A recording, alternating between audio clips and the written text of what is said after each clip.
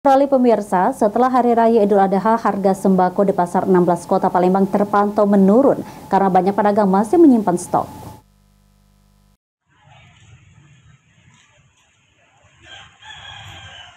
Berdasarkan pantauan di Pasar 16 Kota Palembang, harga sejumlah kebutuhan pokok seperti cabai dan bawang merah menurun bila dibandingkan dengan harga sebelum Lebaran Idul Adha.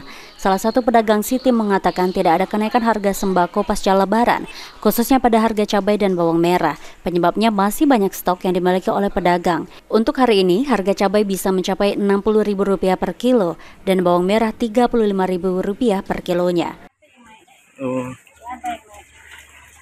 Kalau sembako apa saja Bu yang harganya turun?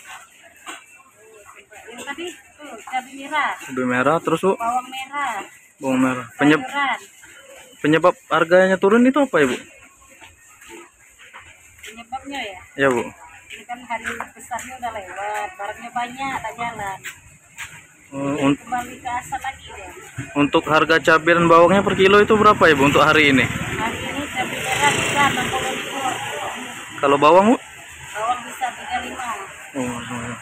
Terima kasih. Sementara itu, salah satu pembeli mengatakan, jika harga cabai dan bawang merah sudah turun setelah Lebaran Idul Adha, ke depan diharapkan harga sembako bisa lebih murah lagi agar terjangkau untuk rakyat-rakyat yang lainnya. Ibu tadi belanja apa saja ya Bu? Beli cabai, beli bawang. Untuk harga cabai dan bawangnya sebelum Lebaran gimana Ibu harganya? Udah banyak ya Pak, belum turun. Nah, untuk hari ini harganya turun juga Bu? Kemarin 100 lebih lah. Kalau ini kan udah 80-an. Udah 80 ya Bu. Harapan Ibu untuk harga sembako ke depannya apa Ibu? Untuk sembako ke depannya lebih murah lagi, kan biar terjangkau untuk rakyat-rakyat yang lainnya.